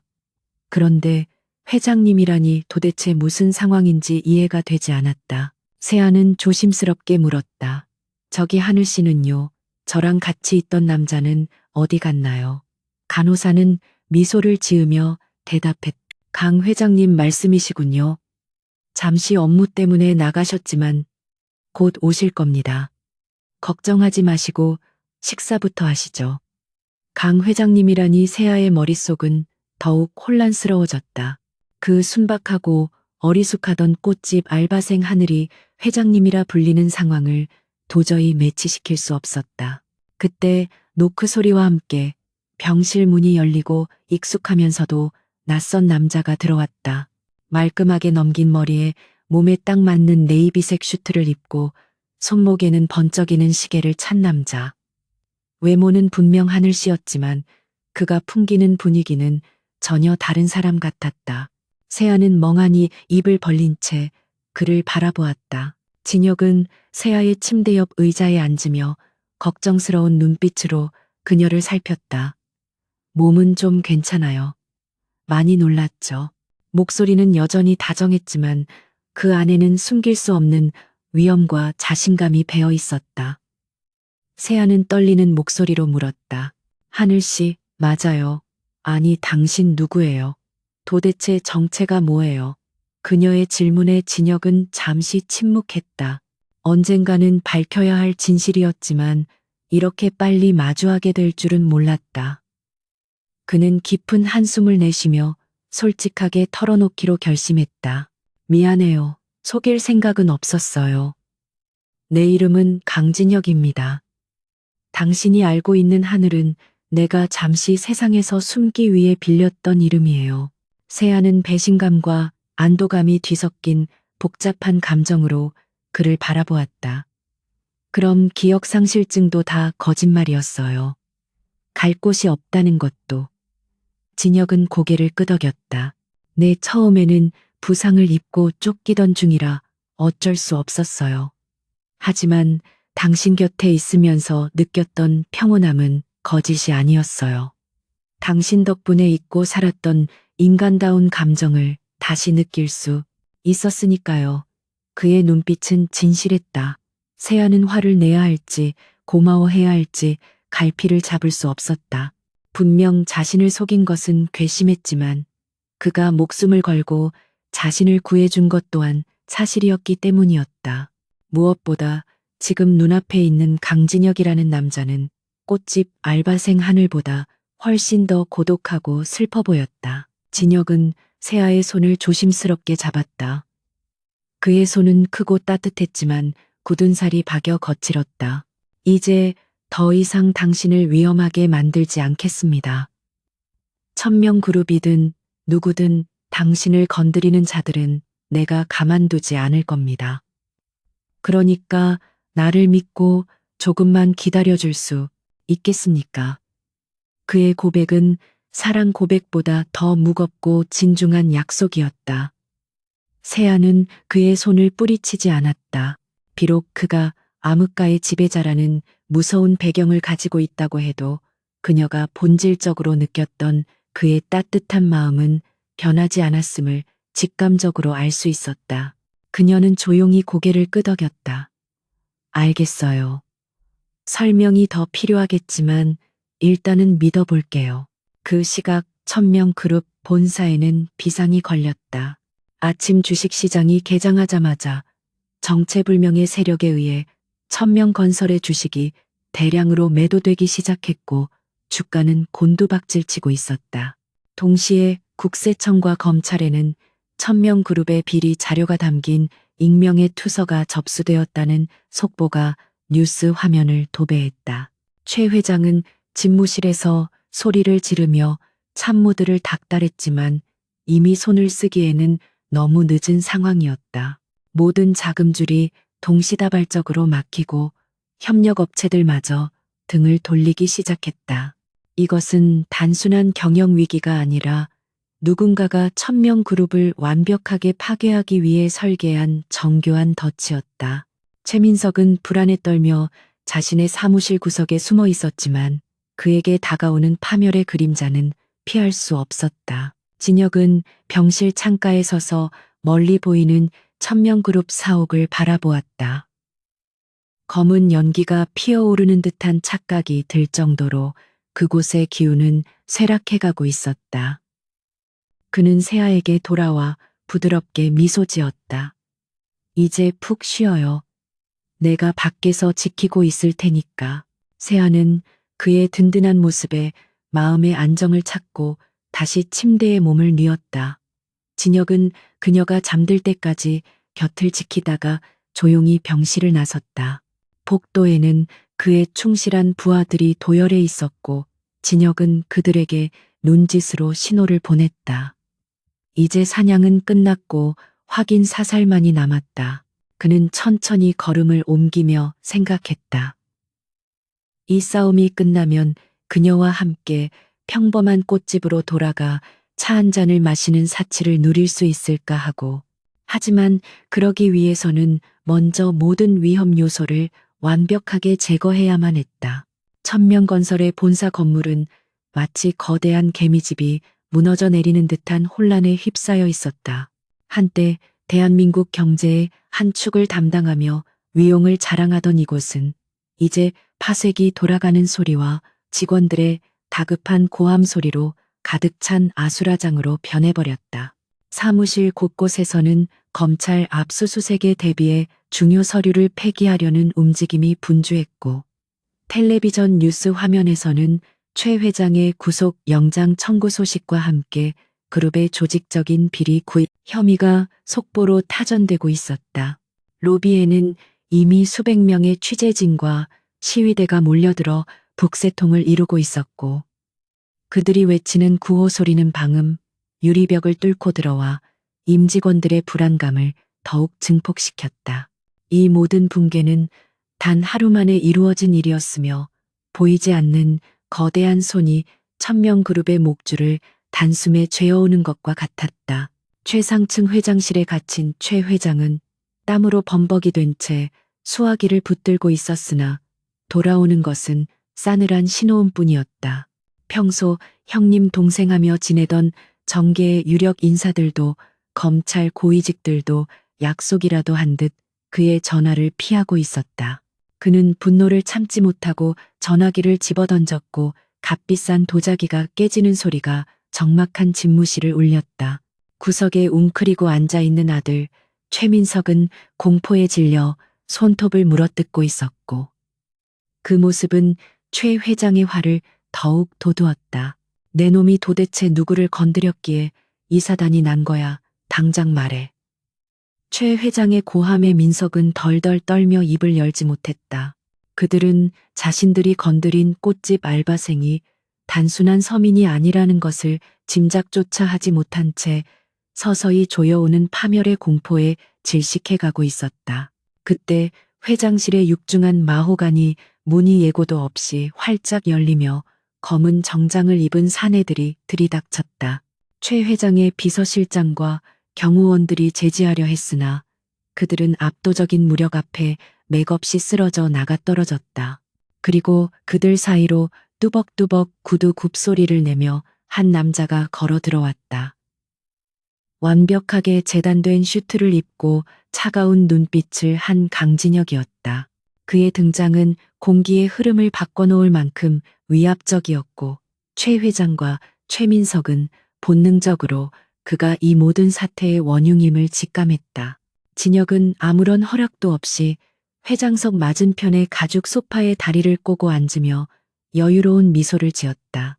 회장님 전화기 붙들고 계셔봤자 소용없습니다. 이미 그쪽 라인은 제가 다 끊어놨거든요. 그의 목소리는 나직했지만 소름 끼치도록 명확했다. 최 회장은 떨리는 손으로 진혁을 가리키며 소리쳤다. 내 놈은 누구냐? 감히 여기가 어디라고 행패를 부려. 당장 보안요원 불러. 하지만 진혁은 코웃음을 치며 테이블 위에 놓인 명패를 손가락으로 톡톡 건드렸다. 보안요원들이요. 글쎄요. 지금쯤 로비에서 제 부하들에게 교육 좀 받고 있을 텐데요. 진혁의 말에 최 회장의 얼굴이 흑빛으로 변했다. 민석은 진혁의 얼굴을 알아보자마자 비명을 지르며 소파 뒤로 숨으려 했다. 아, 아버지, 저놈이야. 저놈이 그때 그 꽃집 알바생이라고. 민석의 외침에 최 회장은 믿을 수 없다는 듯 눈을 크게 떴다. 고작 꽃집에서 일하던 놈이 이런 거대한 판을 짰다는 사실을 도저히 받아들일 수 없었기 때문이었다. 진혁은 품에서 담배 케이스를 꺼내 천천히 한 개비를 물었다. 라이터 불꽃이 타오르며 그의 얼굴을 비추자 그늘진 눈매가 더욱 서늘하게 빛났다. 소개가 늦었군요. 블랙드래곤의 강진혁입니다. 당신들이 건드린 그 꽃집 아가씨의 보호자이기도 하고요. 블랙드래곤이라는 이름이 나오자 최 회장의 다리가 풀려 주저앉았다. 그것은 암흑가에서 절대적인 공포의 대명사였고 재계에서도 함부로 건드리지 못하는 금기시된 존재였다. 자신이 고작 재개발 이권 때문에 건드린 상대가 하필이면 지하세계의 제왕이었다. 니 최 회장은 하늘이 무너지는 듯한 절망감을 느꼈다. 그는 바닥을 기어가다시피 하여 진혁의 바짓가랑이를 잡았다. 강 회장님, 제발 살려주십시오. 우리 민석이가 철이 없어서 그랬습니다. 제가 보상은 얼마든지 하겠습니다. 회사를 반이라도 떼어드리겠습니다. 진혁은 자신의 바지를 잡은 최 회장의 손을 더러운 오물을 보듯 내려다보며 차갑게 털어냈다. 보상이라 돈으로 해결될 문제였다면 여기까지 오지도 않았습니다. 당신 아들이 그 여자에게 준 공포와 모멸감은 돈으로 환산할 수 있는 게 아닙니다. 진혁은 테이블 위에 두툼한 파일 하나를 던졌다. 그 안에는 천명그룹이 그동안 저지른 살인 교사, 뇌물 공여 횡령 등의 증거가 적나라하게 담겨 있었다. 이건 검찰에 넘어간 자료의 사본입니다. 아마 5분 뒤면 들이닥칠 겁니다. 감옥에서 평생 썩으며 당신들이 무슨 짓을 했는지 뼈저리게 후회하십시오. 그것은 협상이 아닌 일방적인 사형 선고였다. 최 회장은 절망에 빠져 고개를 떨구었고 민석은 바닥에 엎드려 오열했다. 진혁은 볼 일이 끝났다는 듯 자리에서 일어났다. 오만하고 잔인하게 타인의 삶을 짓밟아온 자들의 최후치고는 너무나도 초라하고 볼품없는 모습이었다. 그는 울고 있는 민석에게 다가가 구두 끝으로 그의 턱을 들어 올렸다. 네가 믿던 그 잘난 배경이 사라지니까 아주 볼만하군. 다시는 세상 밖으로 나올 생각하지 마라. 거기가 네가 있을 유일한 안식처가 될 테니까. 민석은 공포에 질려 눈도 마주치지 못하고 고개만 끄덕였다. 진혁은 미련 없이 등을 돌려 회장실을 나섰다. 등 뒤에서 최 회장의 통곡 소리가 들려왔지만 그는 걸음을 멈추지 않았다. 복도 창문 너머로 경찰차의 사이렌 소리가 요란하게 울려 퍼지고 있었다. 정의의 심판이라기보다는 악이 더 큰 악에 의해 집어삼켜진 결과였지만 어쨌든 응징은 완벽하게 이루어졌다. 건물 밖으로 나온 진혁은 쏟아지는 카메라 플래시 세례를 받으며 대기하고 있던 리무진에 올랐다. 기자들이 질문을 쏟아냈지만 경호원들이 단단한 벽을 만들어 그를 보호했다. 차 안에 앉은 진혁은 깊은 한숨을 내쉬며 넥타이를 느슨하게 풀었다. 며칠간 그를 짓누르던 무거운 짐이 조금은 덜어지는 기분이었다. 그는 창밖으로 멀어지는 천명 그룹의 사옥을 바라보았다. 한때는 견고한 성처럼 보였던 그곳이 이제는 무너져가는 폐허처럼 보였다. 권력이라는 것이 얼마나 허망한 것인지, 그리고 그것을 잘못 휘둘렀을 때 어떤 대가가 따르는지 그는 누구보다 잘 알고 있었다. 그래서 그는 자신의 힘을 더욱 조심스럽게 그리고 소중한 것을 지키는 데에만 쓰겠다고 다시 한번 다짐했다. 진혁은 주머니에서 휴대전화를 꺼내 세아에게 전화를 걸었다. 신호음이 몇 번 울리기도 전에 그녀의 맑은 목소리가 들려왔다. 여보세요. 하늘씨. 아니, 강진혁 씨 괜찮아요. 그녀의 목소리를 듣는 순간 진혁의 얼굴에 비로소 따뜻한 미소가 번졌다. 네, 다 끝났습니다. 이제 아무도 당신을 괴롭히지 못할 겁니다. 지금 병원으로 가고 있어요. 그의 목소리는 더 이상 냉혹한 지배자의 것이 아니었다. 사랑하는 사람에게 돌아가는 평범한 남자의 설렘이 담겨 있었다. 그는 운전기사에게 병원으로 차를 돌리라고 지시했다. 이제 그에게 남은 과제는 단 하나, 그녀에게 자신의 모든 과거를 털어놓고 용서를 구하는 것, 그리고 그녀와 함께 새로운 미래를 그려나가는 것 뿐이었다. 차가 병원을 향해 달리는 동안 진혁은 차창 밖으로 스쳐 지나가는 풍경을 눈에 담았다. 비 온 뒤 맑게 갠 하늘이 유난히 파랗고 높았다. 어둠 속에서만 살아왔던 그에게 저 파란 하늘은 닿을 수 없는 동경의 대상이었다. 하지만 이제 세아라는 존재가 그에게 새로운 하늘이 되어주고 있었다. 그는 자신이 가진 어둠이 그녀의 빛을 가리지 않도록 노력할 것이다. 천명 그룹의 몰락은 세간에 큰 파장을 일으키겠지만 그에게는 그저 지나가는 에피소드에 불과했다. 중요한 것은 오직 윤세아 그녀가 안전하다는 사실 하나뿐이었다. 진혁은 조수석에 놓인 작은 꽃다발을 만지작거렸다. 오는 길에 산 프리지어 꽃다발이었다. 그녀의 새로운 시작을 응원한다는 꽃말처럼 그들의 관계도 이제 막 새로운 시작을 앞두고 있었다. 병원에 도착한 진혁은 엘리베이터를 타고 VVIP 병동으로 올라갔다. 복도에서 대기하던 부하들이 그를 향해 허리를 숙였지만 그는 손짓으로 그들을 물리고 혼자 병실 문 앞에 섰다. 문고리를 잡은 그의 손에 약간의 긴장감이 감돌았다. 천하의 강진혁도 사랑하는 여자 앞에서는 평범한 남자가 될 수밖에 없었다. 그는 심호흡을 한번 크게 하고 문을 열었다. 병실 안으로 쏟아지는 햇살 속에 세아가 침대에 앉아 그를 기다리고 있었다.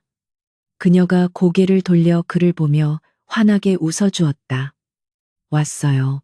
그 짧은 한마디가 진혁의 마음을 녹여버렸다. 그는 꽃다발을 등 뒤에 숨긴 채 그녀에게 천천히 걸어갔다. 이제 모든 폭풍은 지나갔고 두 사람만의 고요하고 따뜻한 시간이 기다리고 있었다. 계절이 바뀌어 차가웠던 바람 끝에 훈훈한 봄 기운이 묻어나는 어느 오후였다. 윤세아는 강진혁의 부축을 받으며 퇴원 수속을 마치고 병원 정문을 나섰다. 지난 몇 주간의 병원 생활은 그녀에게 꿈만 같은 시간이었다. 최고급 의료진의 보살핌과 진혁의 지극정성, 어린 간호 덕분에 그녀의 몸과 마음은 빠르게 회복되었고 납치 사건의 트라우마도 서서히 옅어지고 있었다. 병원 앞에 대기하고 있던 검은색 세단에 오르며 그녀는 옆자리에 앉은 진혁을 바라보았다. 그는 여전히 묵묵하고 든든한 모습으로 그녀의 곁을 지키고 있었지만 표정에는 알 수 없는 긴장감이 서려 있었다.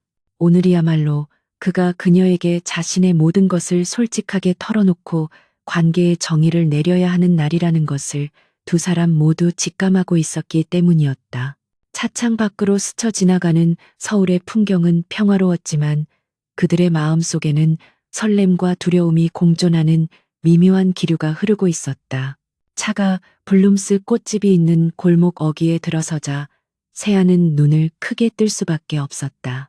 며칠 전까지만 해도 낡고 허름했던 그녀의 가게는 온데간데 없고 그 자리에는 모던하고 세련된 인테리어로 완전히 탈바꿈한 새로운 꽃집이 서 있었다. 깨진 유리창과 부서진 간판은 흔적도 없이 사라졌고 통유리로 된 외관은 햇살을 받아 눈부시게 반짝이고 있었다. 진혁은 놀란 세아의 표정을 살피며 조심스럽게 입을 열었다. 당신이 없는 동안 조금 손을 봤습니다.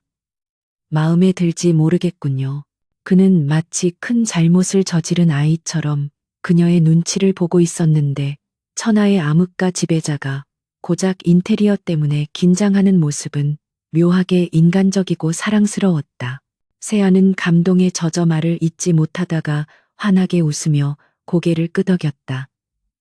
너무 예뻐요.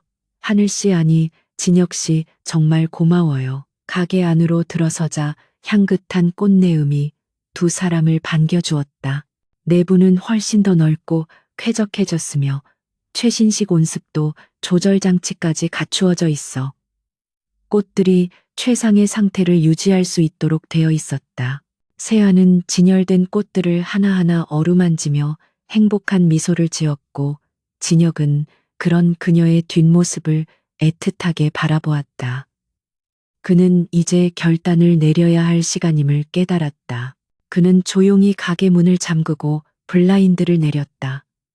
실내에 은은한 조명만이 남겨지자 공간은 더욱 아늑하고 비밀스러운 분위기로 변했다. 진혁은 세아에게 다가가 그녀와 시선을 맞추며 무겁게 입을 열었다. 세아 씨, 우리 이제 이야기를 좀 해야 할 것 같습니다. 제 진짜 모습과 그리고 우리의 미래에 대해서 말입니다. 그의 목소리는 진지했고 세아는 올 것이 왔다는 생각에 긴장하며 그를 마주 보았다. 진혁은 잠시 망설이다가 자신의 재킷 안주머니에서 낡은 사진 한 장을 꺼내 테이블 위에 올려놓았다. 그것은 그가 조직에 처음 들어왔을 때 찍은 빛바랜 사진이었다. 저는 고아가 맞습니다. 부모님 얼굴도 모른 채 거리에서 자랐고 살아남기 위해 주먹을 쓰는 법부터 배웠습니다. 그는 담담하게 자신의 과거를 고백하기 시작했다. 블랙 드래곤이라는 조직은 저에게 가족이자 족쇄였습니다. 그곳의 정점에 오르기 위해 수많은 피를 묻혔고 제 손은 결코 깨끗하지 않습니다. 진혁은 자신의 거친 손을 내려다보며 씁쓸한 표정을 지었다. 그는 세아가 자신의 어두운 과거를 알게 되면 혐오감을 느끼고 떠날지도 모른다는 두려움을 가지고 있었다. 하지만 그녀를 속인 채 곁에 둘 수는 없었기에 그는 모든 치부를 드러내기로 결심한 것이었다. 세아는 아무 말 없이 진혁의 이야기를 경청했다. 그가 겪어왔던 처절한 생존 경쟁과 배신 그리고 고독에 대한 이야기는 그녀의 상상을 초월하는 것이었다. 하지만 그녀는 그 이야기 속에서 잔혹한 범죄자가 아닌 사랑받고 싶었고 쉴 곳을 찾고 싶어 했던 외로운 소년의 모습을 발견했다. 진혁은 이야기를 마치고 고개를 숙인 채 말했다. 만약 당신이 이런 내 모습이 두렵거나 받아들이기 힘들다면 지금 말해요. 당신을 놔주겠습니다. 내 세상은 당신이 살기에는 너무 위험하고 어두운 곳이니까요. 그의 말은 진심이었지만 목소리는 미세하게 떨리고 있었다. 그는 평생 처음으로 누군가에게 거절당하는 것이 죽음보다 더 두렵다는 것을 느끼고 있었다. 침묵이 흘렀고 그 짧은 시간은 진혁에게 영겁의 시간처럼 느껴졌다. 그때 세아의 따뜻한 손이 진혁의 차가운 손등을 덮었다. 진혁이 놀라서 고개를 들자 세아는 눈물 고인 눈으로 그를 바라보며 부드럽게 미소 짓고 있었다. 진혁 씨, 당신이 어떤 사람인지, 과거에 무엇을 했는지는 중요하지 않아요. 중요한 건 당신이 비 오는 날 밤 내 곁에 있어줬다는 거예요. 그리고 목숨을 걸고 나를 구해줬다는 사실이죠. 그녀의 목소리는 확신에 차 있었다. 나에게 당신은 무서운 보스가 아니라 비를 맞으며 떨던 길 잃은 고양이 같았고 묵묵히 가게 일을 도와주던 착한 알바생 하늘 씨였어요. 그게 당신의 진짜 모습이라고 믿어요. 세아의 말은 진혁의 얼어붙은 심장을 녹이는 따스한 봄햇살과도 같았다. 그는 믿을 수 없다는 표정으로 그녀를 바라보았다. 정말 괜찮겠습니까? 내 곁에 있으면 언제 또 위험한 일이 생길지 모릅니다. 평범한 삶을 포기해야 할 수도 있어요. 진혁의 마지막 경고에도 세아는 고개를 저었다. 혼자서 두려움에 떨며 사는 것보다 당신 곁에서 함께 이겨내는 삶을 선택할래요. 당신이 나를 지켜줄 거잖아요. 그렇죠. 그녀의 당돌하면서도 믿음 가득한 질문에 진혁은 참았던 숨을 토해내며 그녀를 와락 끌어안았다. 고맙습니다. 정말 고맙습니다. 당신을 실망시키지 않겠습니다. 평생 목숨 바쳐 지키겠습니다. 그의 품에 안긴 세아는 그의 심장이 거세게 뛰는 것을 느꼈다. 두 사람은 그렇게 서로의 온기를 느끼며 한참 동안 꽃향기 속에 머물러 있었다. 그것은 언더월드의 지배자가 평범한 여인에게 구원을 받는 순간이자 새로운 맹세의 순간이었다. 밤이 깊어지자 두 사람은 가게 옥상으로 올라갔다. 옥상은 작은 정원처럼 꾸며져 있었고 도시의 야경이 한눈에 내려다 보였다. 진혁은 난간에 기대어 서서 화려한 불빛들을 바라보았다. 예전에는 저 불빛들이 정복해야 할 대상이나 감시해야 할 구역으로만 보였지만 이제는 세아와 함께 살아갈 아름다운 배경으로 보였다. 세아는 따뜻한 커피 두 잔을 들고 와 그의 옆에 섰다. 이제 천명 그룹은 어떻게 되는 건가요? 그녀의 물음에 진혁은 옅은 미소를 지으며 대답했다.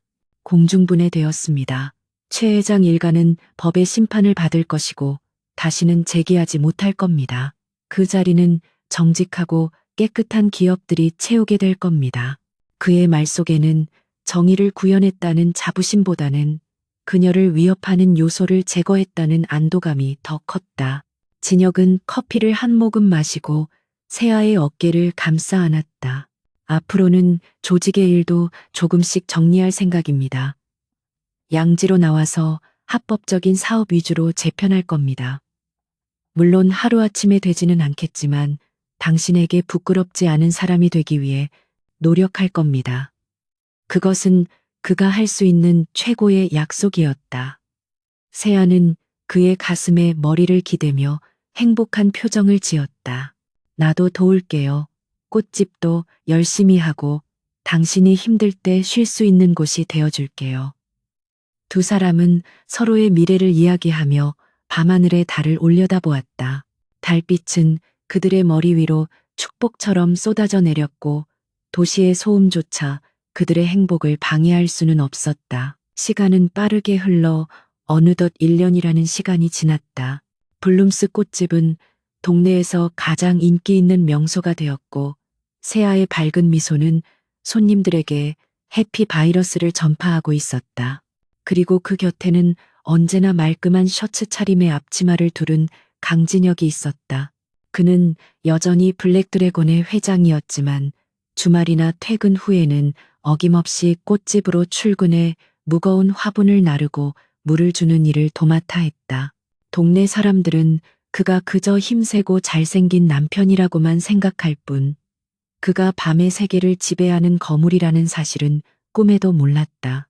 가끔 수상해 보이는 검은 양복의 사내들이 꽃집 앞에 나타나 90도로 인사하고 사라지는 기이한 광경이 목격되기도 했지만, 진혁은 그저 예전에 알던 동생들이라며 너스레를 떨곤 했다.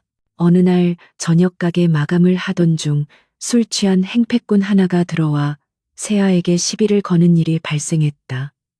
진혁은 창고에서 나오다 그 광경을 목격했다.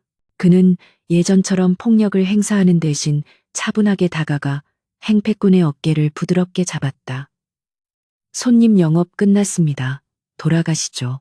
그의 목소리는 낮고 부드러웠지만 그 안에 담긴 살기는 행패꾼의 술을 단번에 깨게 만들 만큼 강력했다. 행패꾼은 진혁의 눈을 보자마자 본능적인 공포를 느끼고 죄송합니다를 연발하며 도망치듯 사라졌다. 세아는 그 모습을 보며 킬킬거렸다. 여전하네요. 우리 회장님 눈빛은.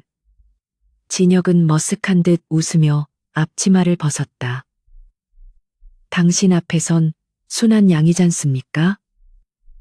두 사람은 서로를 마주보며 웃음을 터뜨렸다. 그날 밤 두 사람은 가게 문을 닫고 산책을 나섰다. 손을 잡고 거리를 걷는 그들의 모습은 여느 평범한 연인들과 다를 바 없었다. 진혁은 세아의 손을 꼭 잡으며 생각했다. 자신이 살아오면서 내린 수많은 결정 중에 급이 오는 날 밤, 이 여자의 손을 잡은 것이 가장 위대한 결정이었다고. 그는 이제 더 이상 고독한 늑대도 피해 굶주린 용도 아니었다. 그는 사랑하는 여자를 지키는 파수꾼이자 그녀가 가꾸는 정원의 정원사였다. 세아가 문득 진혁을 올려다보며 물었다. 행복해요. 진혁은 망설임 없이 고개를 끄덕였다. 내 태어나서 처음으로 살아있다는 게 축복이라고 느껴집니다. 당신 덕분에요. 가로등 불빛 아래에서 두 사람은 발걸음을 멈추었다. 진혁은 세아의 얼굴을 감싸 쥐고 천천히 입을 맞추었다. 달콤하고 부드러운 입맞춤은 그들의 지난 아픔을 씻어내고 새로운 내일을 약속하는 의식과도 같았다. 지나가는 바람이 그들의 귓가에 속삭이는 듯했다.